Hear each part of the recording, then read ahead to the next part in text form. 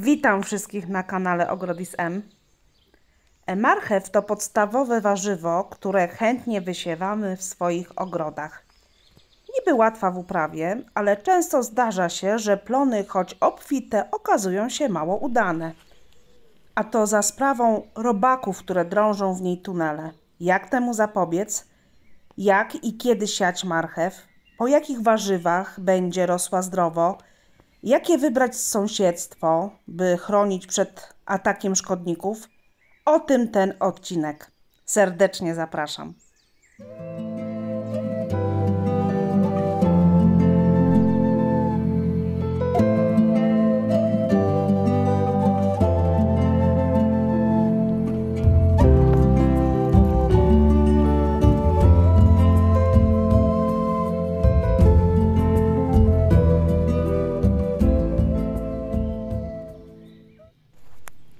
Niby zwykła marchew, ale możemy przebierać w odmianach.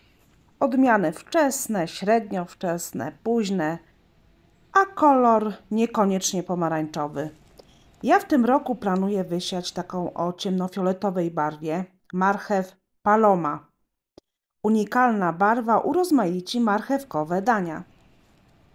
Poza tym możemy wybrać różne kształty. Są marchewki długie, krótsze, a nawet okrągłe. Kiedy siejemy marchew? Widełki wysiewu marchwi są bardzo szerokie. Możemy zacząć już w marcu.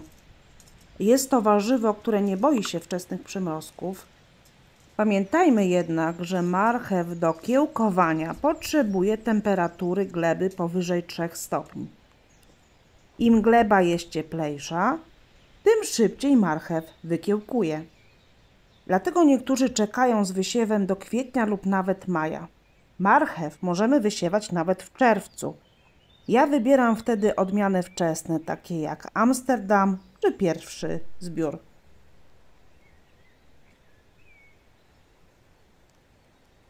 Na jakiej ziemi marchew będzie dobrze rosła? Marchew nie lubi gleby ciężkiej, gliniastej, łatwo zaskorupiającej się i podmokłej. Będzie dobrze rosła na glebach bogatych w próchnicę. Dlatego przed siewem dobrze zasilić podłoże kompostem. Ja, jak wiecie, nie przekopuję ziemi. Na odchwaszczone miejsce wysypuję kompost i sieję bezpośrednio do niego. Pamiętajmy, by nie był to kompost z obornikiem. Nie zaleca się uprawy marchwi w pierwszym roku po oborniku, gdyż mogłoby to przyciągnąć połyśnicę marchwiankę i spowodować deformację korzeni. Jak siać marchew? Marchew powinniśmy siać niezbyt głęboko, gdyż ułatwi to jej kiełkowanie i zwiększy plony.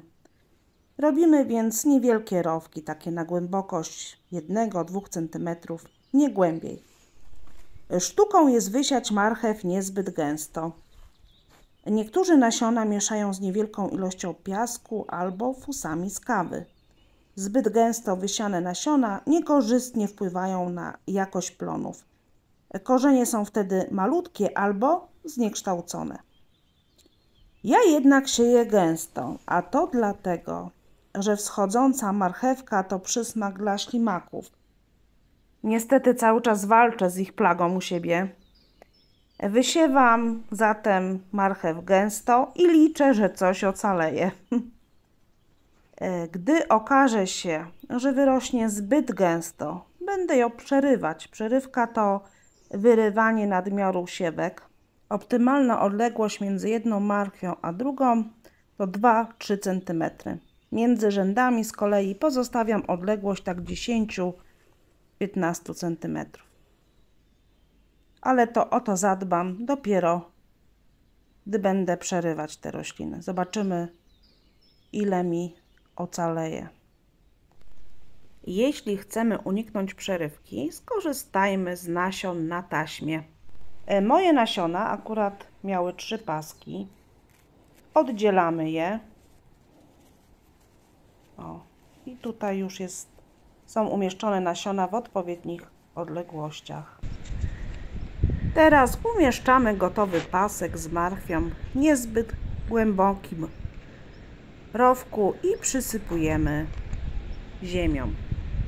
W rzędach wraz z marchwią umieszczam koper, który przyspiesza kiełkowanie. Poza tym jego zapach odstrasza połyśnicę marchwiankę. Kilka nasion wrzucam gdzieniegdzie, tak by nie zagłuszył marchwi, ale spełnił swoją rolę. W późniejszym czasie pięknie wygląda taka grządka.